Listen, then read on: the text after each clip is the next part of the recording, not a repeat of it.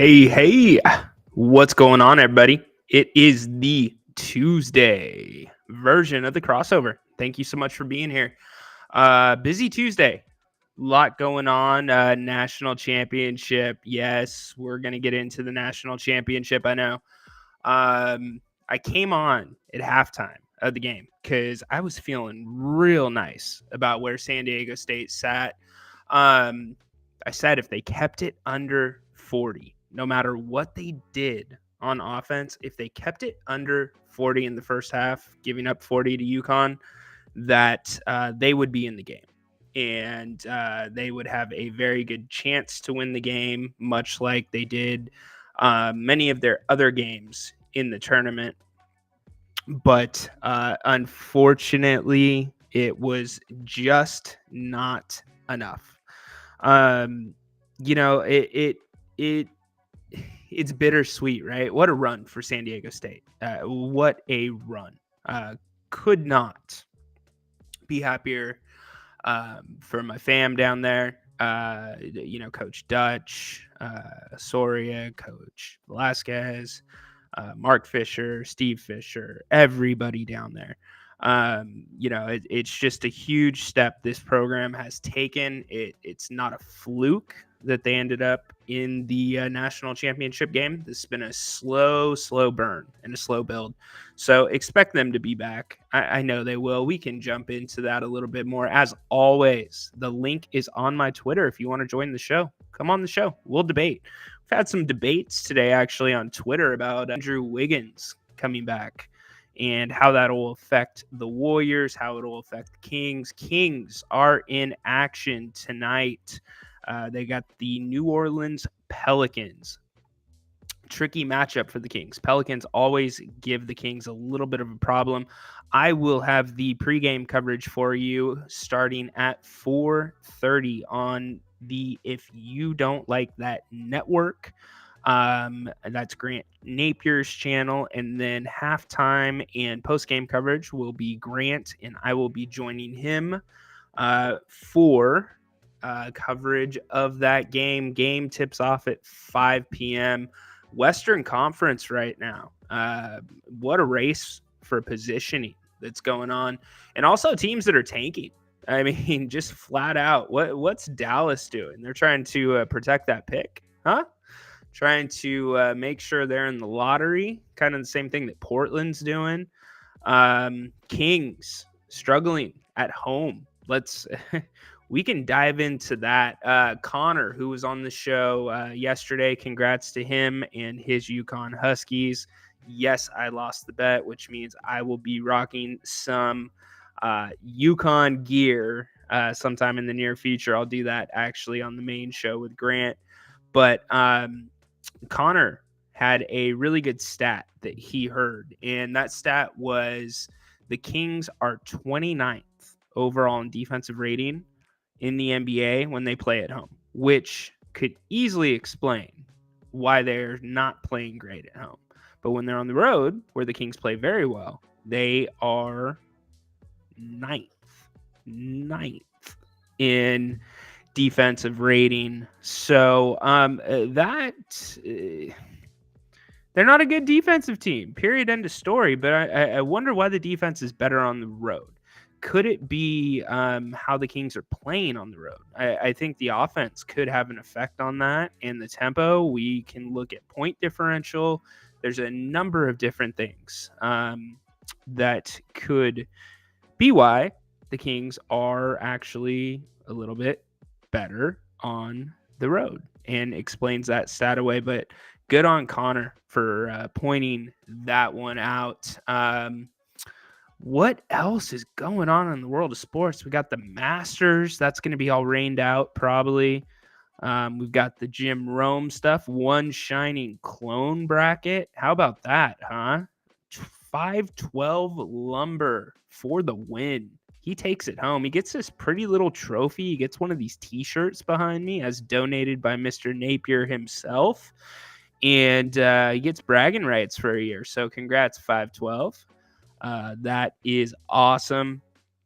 Your boy came in second yes, I was second in the bracket. I actually had SDSU in the title game, and I did have them losing in the title game, but not to UConn, to Houston. So that was yeah, I'm gonna catch some flack for that. I should have, if you put them in the title game, you got to have them win the title. So, and I still would have been wrong, but I would have felt better about it. So anyways, NBA, new collective bargaining agreement. We can dive into that. Like I said, a lot of stuff. Let's start with the Kings. I don't want to do too much Kings because I want to save that for the 4:30 pregame show on If You Don't Like That.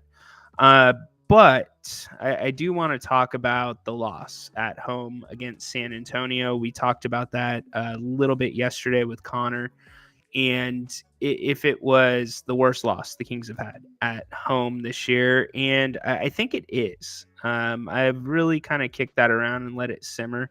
It is the worst loss because the Kings clinch their playoff position, or clinch playoff seed, not seed position, a spot in the playoffs. And they had the opportunity to first do that at home. They didn't do it, right?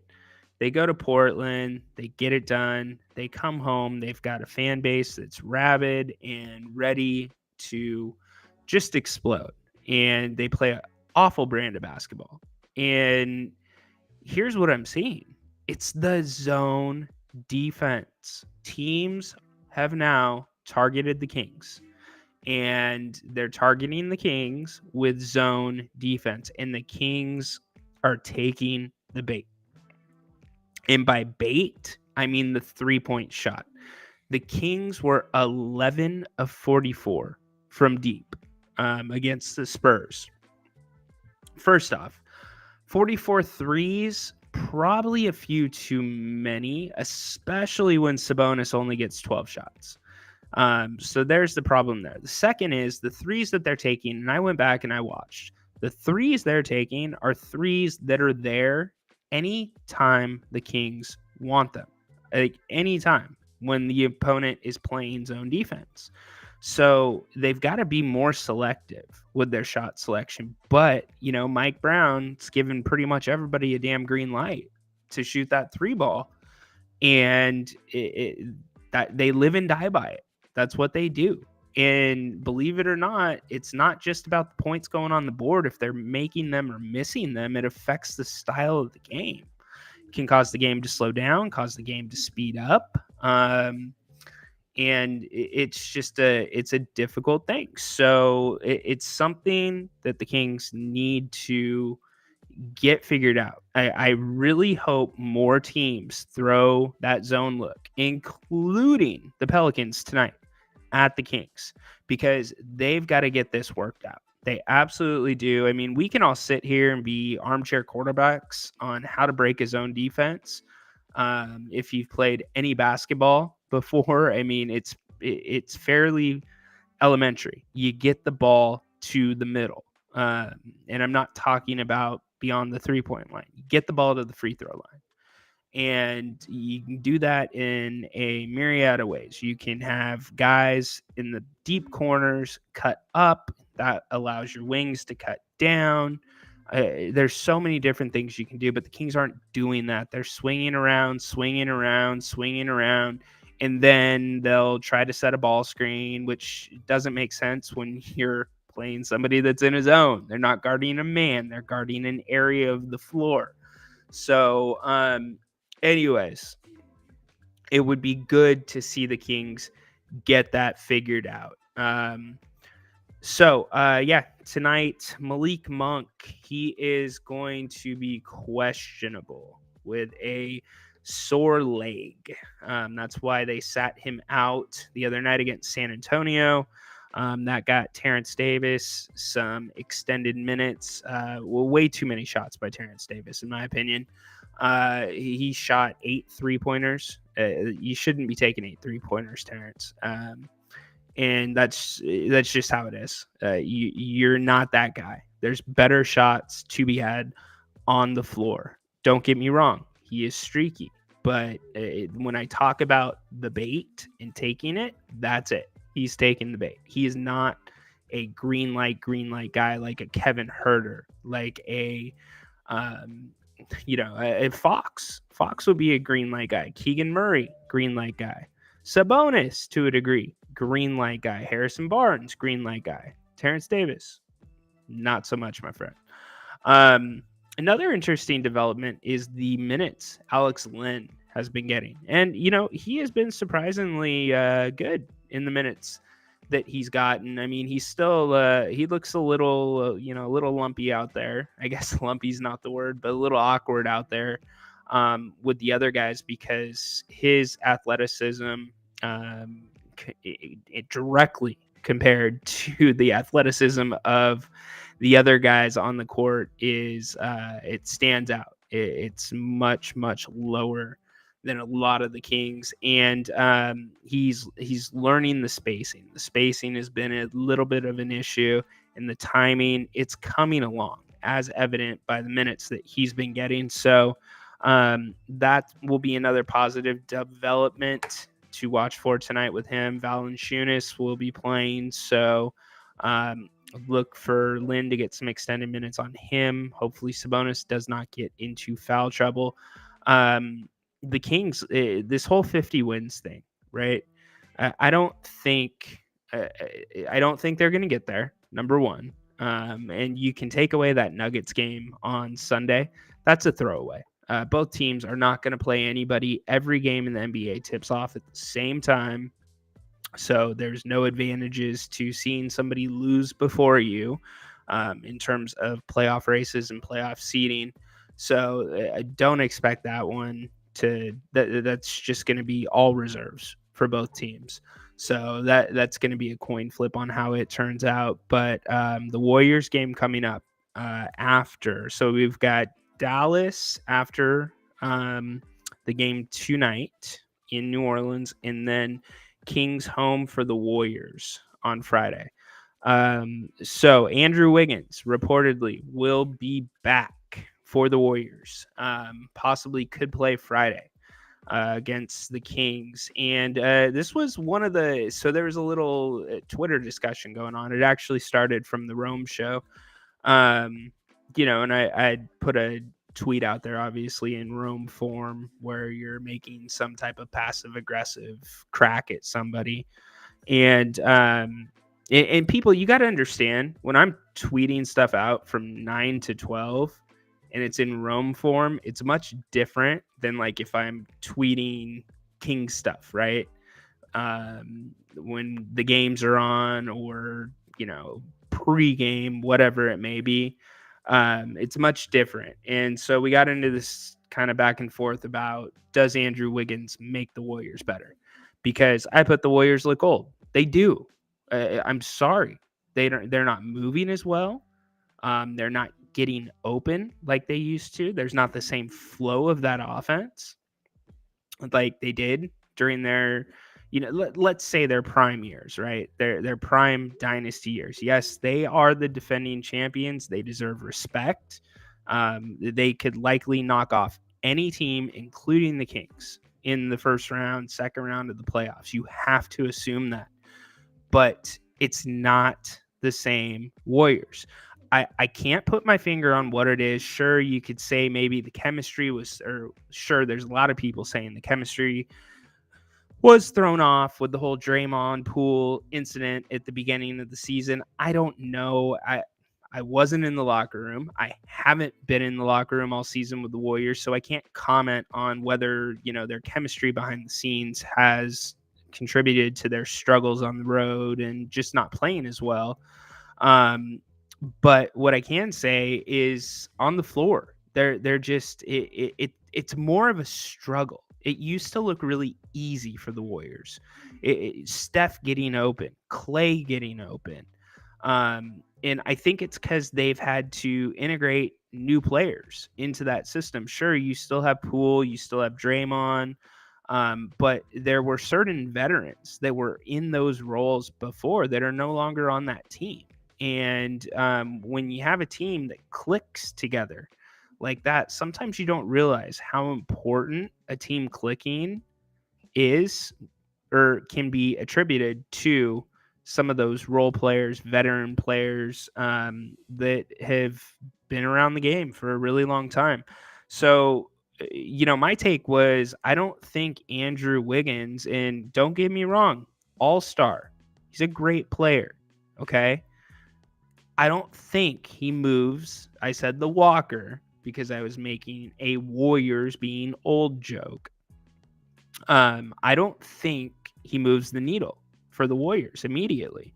And yeah, somebody said yes, he's been working out. Sure, he's been working out, but that's not. It's different between working out and doing your individuals and shooting drills and sprints and all that, versus NBA play. He has not played in a very long time. So that's the first aspect of it. The second aspect of it is he's going to have to he's going to have to assimilate. He's going to have to integrate in with this current form of the Warriors. So you can say, yeah, well, he's played with those guys earlier in the season. No, I'm talking about the form of the Warriors right now as we sit today on April 4th. How they're playing, what they're doing. Every team's different. The Kings were playing completely different in, let's say November and December to where they are now. And the same could be said about the Warriors. Think about how many injuries they've suffered. They've had to play without Steph. They've had to play without Clay for a little bit. So what I'm saying is it's not Andrew Wiggins is back. The Warriors are going to be this much better. No, it's going to take some time. And, if you're looking for impact anywhere with Wiggins, it's going to be on defense, I think. I mean, offensively, he's fairly limited. I know he's streaky and he can give you a shot in the arm and he can be a matchup problem for some teams, including Sacramento. He can certainly be a matchup problem for the Kings.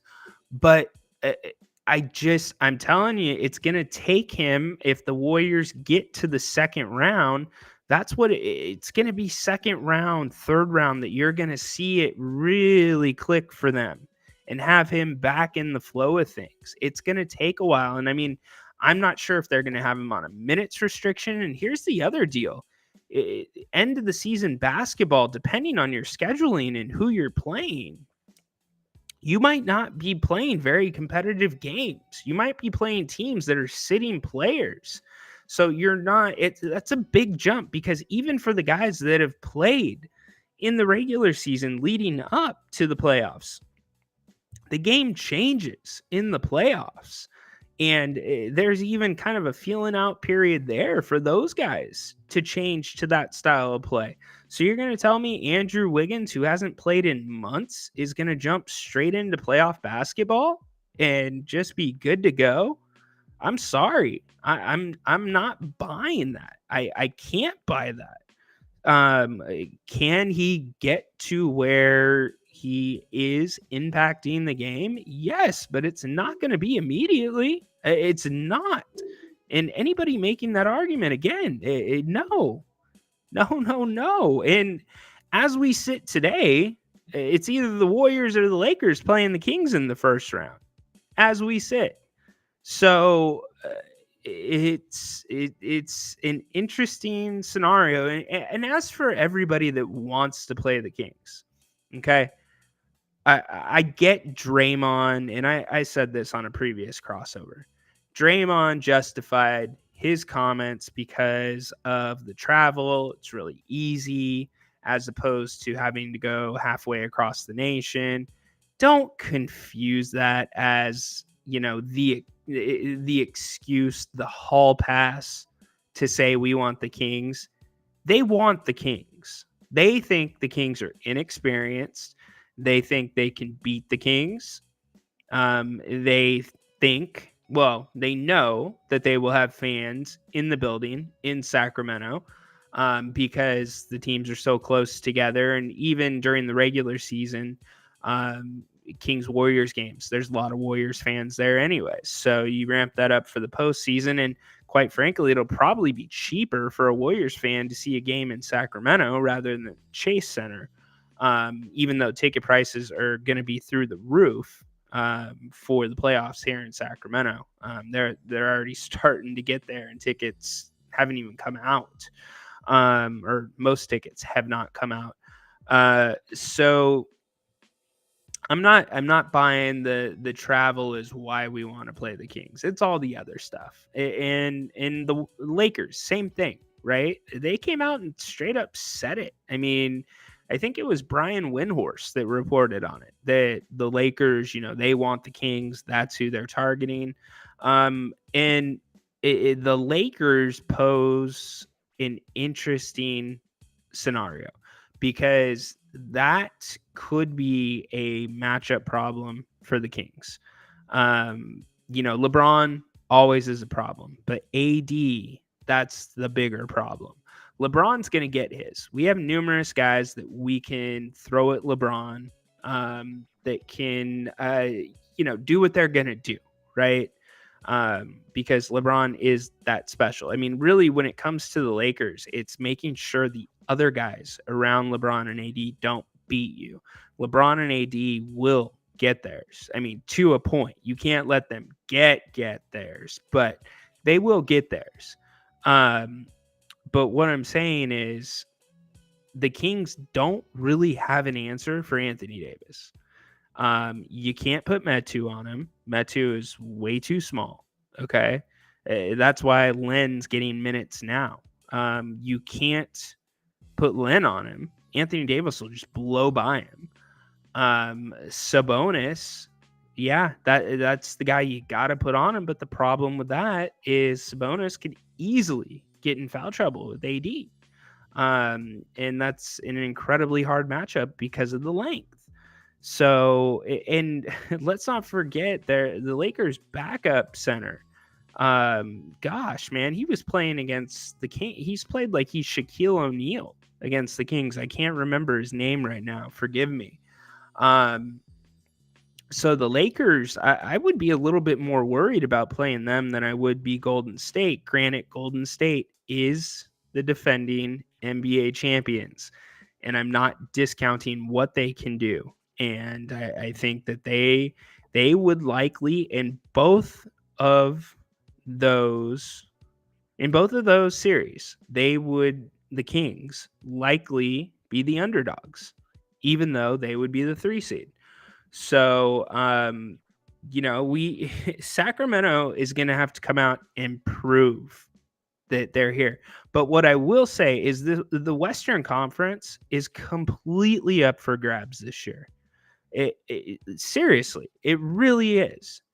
Who is better? I think right now there are 2 teams that you can definitely say are better than the Sacramento Kings. And I'm not talking about if teams were at full strength. I'm talking about as the teams are right now, with injuries. There's probably 2. Denver, which Denver is almost debatable now because they've been on a decent slide and not been playing great basketball. So I still would put Denver as one of the teams, and the second team would be Phoenix.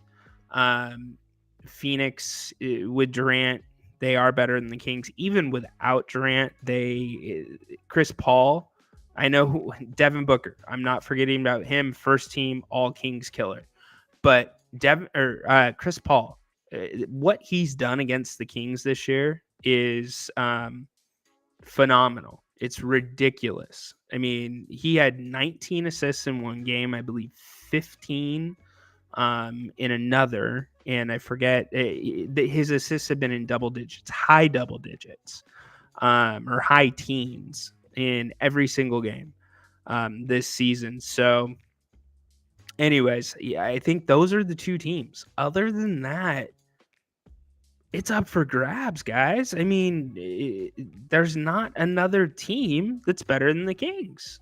And you can make an argument. You could say the Warriors. You could say Minnesota.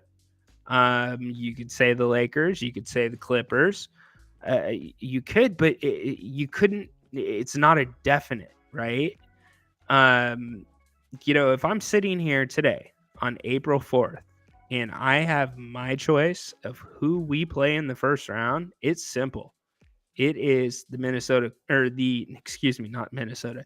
It's the Clippers. I would like the Kings match up well with them. Talk about another team that's a little old.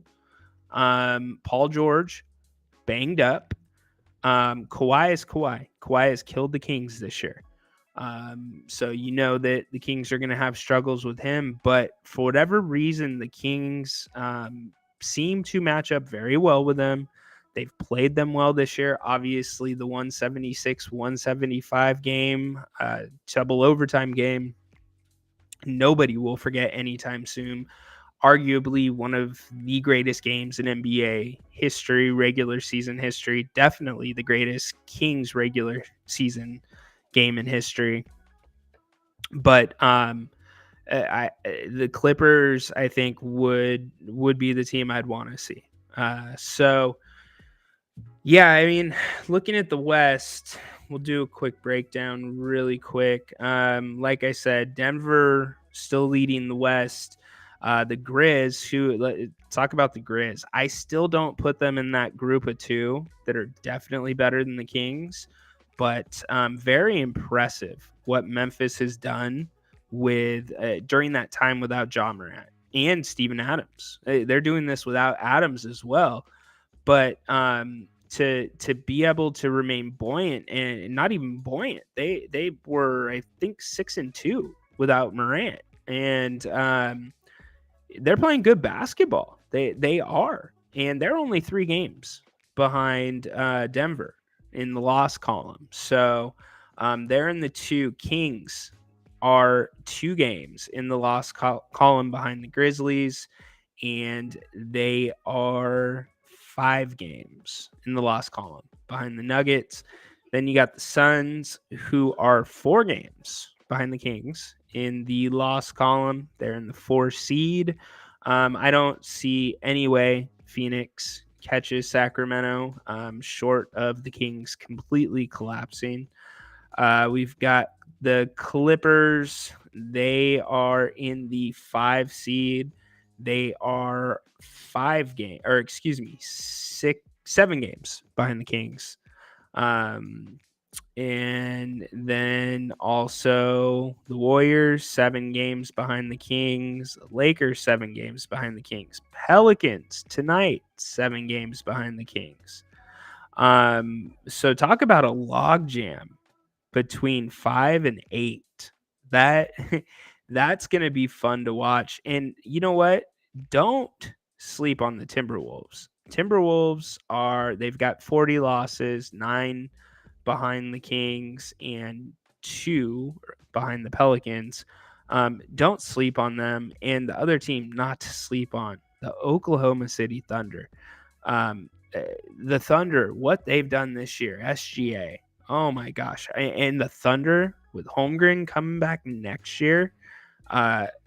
This team and the draft picks they are set for the future. They are going to be nice for a very long time. Mark my words on that. They are going to be real nice. What up, C-Dog? Thanks for joining in, buddy. So yeah, that's kind of the rundown. So yeah, we'll see how things materialize in that 5 through 8 spot beginning tonight with the Kings and the Pelicans. Haven't looked at the spread. My guess is it's probably close to a pick 'em. Let's pull that up really quick on the fly and see what that's at right now.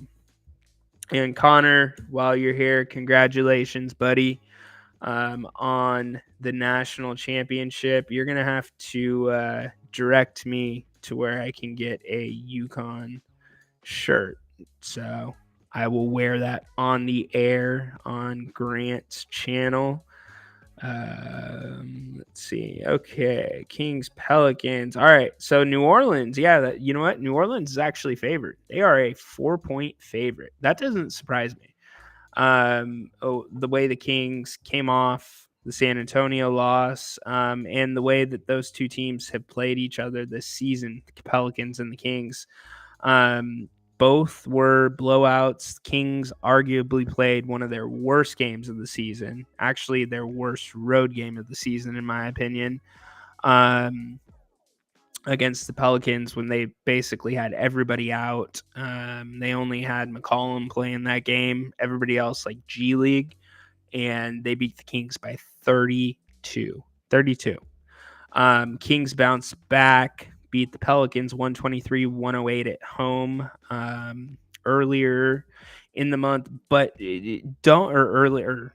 early last month, excuse me. We're into April now. But don't forget that game, the final score of that game is not indicative of how that game was. The Kings ran away at the end, but that was a much closer game than that score actually shows. So yeah, tonight should be a lot of fun. And yeah, buddy, it was a historic season indeed. They will be back. Not going to say they're going to be back in the national championship next year, but you're going to be hearing SDSU's name for a while now. So anyways, yeah, Western Conference. Let's get it. Let's watch it. We'll see what the Kings do. They need to come out strong tonight. We'll talk much more about that in the pregame show beginning at 4:30 on If You Don't Like That. Yeah, Fanatics. I'll find something cool. Maybe I'll get a championship shirt, and then I'll give it to you, Connor. I don't know what size you wear, though. So I would just give it back to you then. So anyways, that's kind of where we stand. It's kind of a short crossover today. I do want to really dive into the new CBA in the NBA. Connor and I kicked it around a little bit yesterday, and there's a lot of stuff in there that's interesting for sure. So I'm gonna dive into that probably tomorrow. Go through some highlights of it, some concerns, some good things, and obviously keep watching some of the stories that are developing. Talk a little bit about how the Kings played, and yeah, hope for a Kings win. All right, been a short edition of the crossover. Thanks for joining me. We will be back tomorrow. Don't forget pregame on If You Don't Like That at 4:30 with yours truly. Then halftime show, postgame show, Grant Napier, same channel. I will join him for those. So don't miss that. Kings Pelicans tonight. Tips at 5, pregame 4:30. Thanks so much for being here. And we will see you tomorrow for the Wednesday version of the cross.